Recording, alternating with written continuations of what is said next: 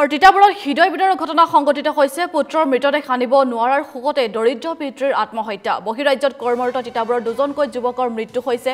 গোৱাৰ আগা কেইমত মটৰসাইকেল দুৰ্ঘটনাত মৃত্যু হৈছে দুই ভাতৃৰ আৰু মৃত্যুক আকোৱালি লৈ ঐশ্বত ৰঞ্জন গগৈ আৰু পাপু গগৈ নামৰ দুই ভাতৃয়ে ঐশ্বত আৰু পাপু সম্পৰ্কত খুৰাক বৰদেউতাকৰ পুত্ৰ ইফালে দুৰ্ঘটনাত পুত্ৰৰ মৃত্যুৰ খবৰ শুনি আত্মহত্যা কৰে পাপুৰ পিতৃ অনিল গগৈ বাৰীৰ এজোপা গছত চিপ লৈ আত্মহত্যা কৰে লোকজনে ধনৰ অভাৱতে গোৱাৰ পৰা পুত্ৰৰ মৃতদেহ আনিবলৈ অপৰাগ হৈছে সেই পৰিয়ালটো দুই পুত্ৰৰ মৃতদেহ ঘৰলৈ অনাক লৈ এতিয়াও হাহাকাৰ কৰি আছে পৰিয়ালটোৱে পুত্ৰৰ মৃতদেহ আনিবলৈ চৰকাৰৰ সহায় বিচাৰিছে দুইটা পৰিয়ালে আৰু বিহুতেই একেটা পৰিয়ালৰ তিনিজনৰ মৃত্যুৱে এতিয়া শোকৰ ছাঁ পেলাইছে তিতাবৰৰ খাৰখোৱাত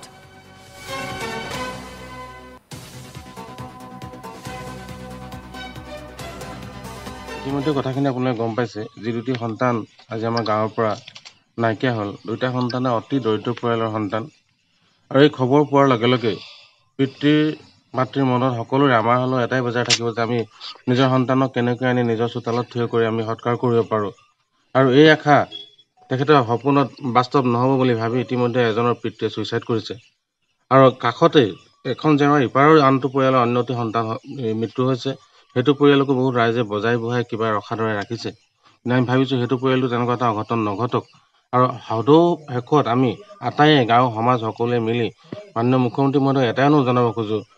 সন্তান দুটিৰ মৃতদেহ যেতিয়া ঘৰলৈ আনি তেওঁলোকক যাতে সৎকাৰৰ সুবিধাখন দিয়ে আৰু ইটো পৰিয়ালটো যাতে তেনেকুৱা এটা অঘটন নঘটক তাৰ বাবে তেখেতে যাতে প্ৰচেষ্টা ল'ব আমাৰ তেখেতৰ ওপৰত আত্মবিশ্বাস আছে এইখিনি কৰি দিলে আমাৰ গাঁৱৰ ৰাইজ যথেষ্ট কৃতাৰ্থ হ'ব আমি যিহেতু আপোনালোকে নিজেই দেখিছে আমাৰ দুইখন ঘৰে গোৱাৰ চহৰৰ পৰা দুটা ডেড বডি আনি ইয়াত পোৱাবলৈ বহুতো পইচাৰ প্ৰয়োজন হ'ব সেইটো কাৰণে আমাৰ পৰিয়াল দুটাৰ সক্ষম নহয় আমি এই বিষয়ত আমি স্থানীয় বিধায়ক ভাস্কৰজ্যোতি বৰুৱাৰ লগত আমি কথা পাতিছিলোঁ তেখেতে আমাক অলপ পিছতেই ইয়াত আহি বিষয়টো আলোচনা কৰিম বুলি আমাক জনালে তাৰ পিছতে আমি তিতাবৰ সমষ্টিৰ প্ৰাক্তন বিধায়ক হেমন্ত কলিতা ডাঙৰীয়ালৈ আমি ফোন কৰিছিলোঁ তেখেতক আমি জনাইছিলোঁ যে ডেড বডিকেইটা ঘৰত আনি দিয়াৰ ব্যৱস্থা কিবা আপোনাৰ দলৰ ফালৰ পৰা বা চৰকাৰৰ ফালৰ পৰা আমাক কৰি দিয়াৰ ব্যৱস্থা কৰিব পাৰে নেকি তেখেতে আমাক জনালে যে মই এজন প্ৰাক্তন বিধায়ক ইমান দূৰৰ পৰা